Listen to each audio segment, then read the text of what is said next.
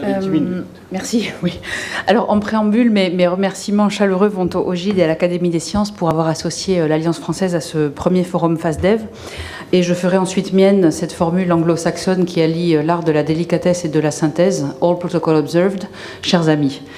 Au terme de ces 3 journées passionnantes, en terre de la Teranga, j'ai en tête une mosaïque de mots-clés grappillés ici et là au fil des interventions qui s'appliquent parfaitement à l'Alliance française, dont adaptabilité, accompagnement, défi, co-construction, e-learning, codage informatique, démocratie technologique. J'y ajouterai ouverture à l'autre, valeurs humanistes et promotion de la culture, des cultures et par là même de la diversité culturelle. Donc, cette première diapositive, ne vous inquiétez pas, votre vue va bien. Il s'agit d'une carte anamorphosée, donc qui est adaptée pour représenter le nombre d'étudiants en Alliance française par pays, d'où les déformations. Les Alliances françaises sont la première école de langue française dans le monde avec plus de 500 000 apprenants dans quelques 813 alliances présentes dans 133 pays. Merci. Ce réseau quasi universel qui fête ses 133 ans doit son succès à sa gouvernance particulièrement bien adaptée au terrain, puisqu'il s'agit d'associations de droit local, donc de la nationalité du pays. Les alliances françaises ne sont françaises qu'en France. Elles ont développé leur activité principale, à savoir la formation à la pratique de la langue française, d'abord en réponse à une demande sociale, laquelle en Afrique repose avant tout sur la reconnaissance de l'utilité de la maîtrise de la langue pour améliorer ses compétences professionnelles. Et l'on considère que la maîtrise d'une langue de travail est le premier acte de la formation professionnelle. Pour le négliger trop souvent, malheureusement, nombre de programmes et d'actions de formation professionnelle perdent en efficacité. Cette seconde diapositive illustre le nombre d'alliances françaises par pays en Afrique, du plus foncé au plus clair, pour un ordre décroissant de présence. En Afrique, la langue française est une langue d'insertion professionnelle dans les pays où elle est langue officielle, mais aussi dans les pays anglophones et lusophones, parce que les échanges commerciaux intra-africains en progression le commandent, comme le rappellent régulièrement les entreprises qui opèrent à l'échelle du continent et dont les politiques de GRH, en termes de mobilité notamment, se situent dans ce cadre géographique. Les alliances françaises, pour des raisons historiques, sont davantage présentes dans les pays où le français est langue étrangère que langue d'enseignement, mais elles sont aussi bien implantées dans quelques grands pays francophones, comme Madagascar, la RDC, la Mauritanie ou la RCI, où elles contribuent à remédier aux lacunes des systèmes scolaires. Dans toutes ces situations, leur bonne insertion dans les économies et sociétés locales fait d'elles des opérateurs et partenaires recherchés par les acteurs économiques, privés et publics, dans le domaine de la formation par la langue française. À présent, notre carte des défis, nous en avons évoqué plusieurs lors des 2 journées précédentes. Le premier défi sera celui de la démographie, avec donc ce chiffre en 2050, la moitié de la population en Afrique aura moins de 24 ans. Le second défi sera celui de l'employabilité, dans la mesure où d'ici à 2035, la population africaine en âge de travailler sera supérieure à celle de l'Inde et de la Chine. D'où cette question, mais pour quel emploi ? Donc, troisième défi, celui de l'adaptabilité. Si l'on considère par ailleurs qu'aujourd'hui, dans les perspectives sur lesquelles nous travaillons, 65% des emplois qui seront occupés dans 20 ans le seront dans des métiers qui n'existent pas aujourd'hui. Et pour nous, donc, le quatrième défi, qui est le défi linguistique, car si le français et l'anglais sont les 2 langues les plus parlées, encore faut-il les maîtriser. Et lorsque Albert Camus disait « mal nommer les choses, c'est ajouter au malheur du monde », c'est à commencer par notre propre malheur. Et un rapport de l'UNESCO qui est paru cette semaine et dont je vous recommande la lecture en ligne sur leur site est consacré aux inégalités face à l'apprentissage avec la question clé si vous ne comprenez pas, comment pouvez-vous apprendre ? Donc le défi que pose la langue va bien se poser pour nous au cœur de cette problématique.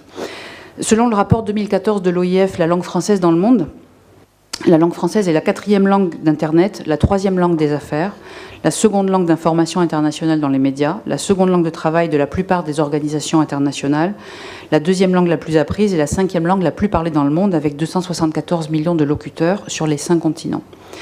Quelle est et quelle sera dès lors la valeur ajoutée des alliances françaises dans la co-construction des parcours de formation ? L'enseignement de la langue, en français général et français sur objectif spécifique, on parle ici de français professionnel, pour amener à la maîtrise de la langue, la promotion des études supérieures en France, grâce à l'implantation au sein des alliances de correspondants ou d'espace Campus France, la diffusion des certifications, en français général ou en français professionnel, les médiathèques que l'on trouve au sein des alliances, qui sont autant de fenêtres ouvertes sur le monde. Les cours de codage informatique, nous en avons parlé hier, que nous allons mettre en œuvre en lien avec Bibliothèques sans frontières et leur programme de communauté numérique de voyageurs du code. Il s'agit ici d'alphabétisation numérique pour aider au vivre numérique et à la démocratisation technologique. Enfin, leur lien avec la coopération décentralisée et les politiques des régions de France, qui sont autant de sources potentielles de financement pour les programmes de formation que nous pouvons mettre en œuvre, avec cette possibilité de défiscaliser, je parle aux entreprises qui ont des antennes en France, défiscaliser donc ces subventions sur projet via la Fondation Alliance française. Quelques exemples de co-construction de projets de formation mis en œuvre dans les alliances françaises.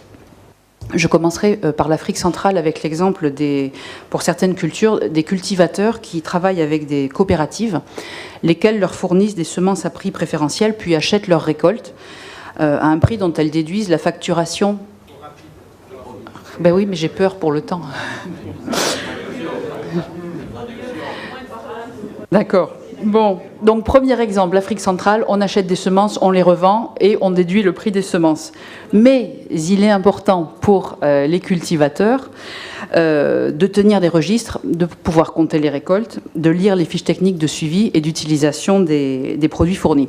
Le cours de français professionnel donc proposé par les Alliances françaises du Cameroun a travaillé sur ce problème et a permis dans un premier temps d'alphabétiser tous les cultivateurs en besoin, en utilisant des supports de leur vie quotidienne.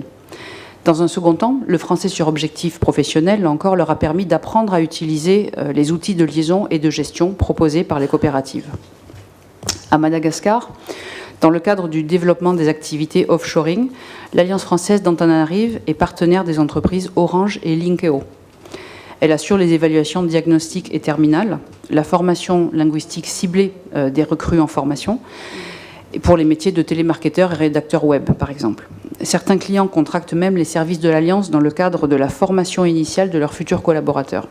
Et dans ce cas, la co-construction est encore plus palpable, dans la mesure où la formation en langue est totalement intégrée au processus de recrutement, de formation et d'évaluation.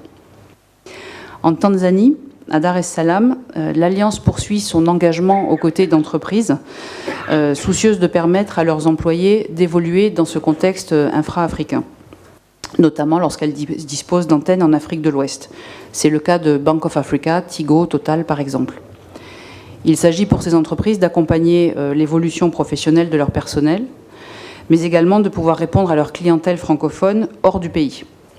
Il y a quelques semaines encore, lors d'un entretien avec la DRH de Bank of Africa, celle-ci confie à l'Alliance française de Dar es Salaam son désir de proposer à ses personnels des possibilités d'évolution en terre francophone, en pays francophone. Enfin, à la Fondation Alliance française, nous venons de répondre à un appel d'offres émis par la direction de la coopération internationale du gouvernement princier de Monaco, avec un projet à 4 voies, qui va toucher l'Afrique du Sud, la Mauritanie, Madagascar et le Sénégal, lequel participe de cette évolution en faveur de la formation et de l'insertion, en ce qu'il va œuvrer à réduire les inégalités entre les populations et entre les sexes. C'est un thème qui a été abordé également, en mettant à disposition du plus grand nombre l'accès au monde numérique et aux métiers dont il est porteur.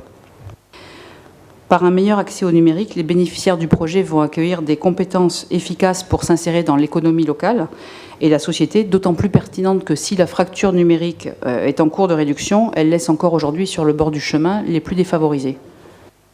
1 minute. Ah ben voyez. Donc, 2 projets qui vont s'articuler autour de la capacité, du renforcement de la capacité langagière et l'acquisition de savoirs numériques ultra-portables par le biais de différents dispositifs, dont le Kumbook développé par Bibliothèques sans frontières. Au Sénégal, ici même, dans les 2 alliances françaises qui sont implantées à Kaolack et Ziguinchor, dont je salue les présidents qui sont avec nous dans la salle aujourd'hui, messieurs Mamadou Baïdi Dieng et Noa Cissé. À Kaolack et Ziguinchor, le projet va toucher spécifiquement les jeunes filles déscolarisées pour raisons sociales ou autres.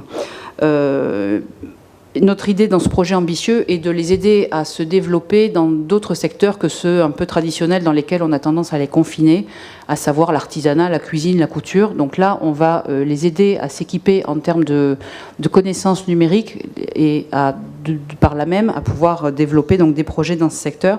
170 personnes, 170 jeunes filles seront formées en 3 ans sur les 2 sites de Kaolack et de Ziguinchor. faisant travailler ensemble les associations, ONG partenaires, les alliances françaises, qui gagneront aussi au contact de ces personnels spécialisés en formation pour les populations les plus défavorisées. Voilà, j'arrêterai là les exemples en vous invitant, vous, amis du monde de l'entreprise ou individus en construction, à vous rapprocher de l'Alliance française la plus proche de chez vous. Vous l'avez vu, nous sommes partout, ou presque.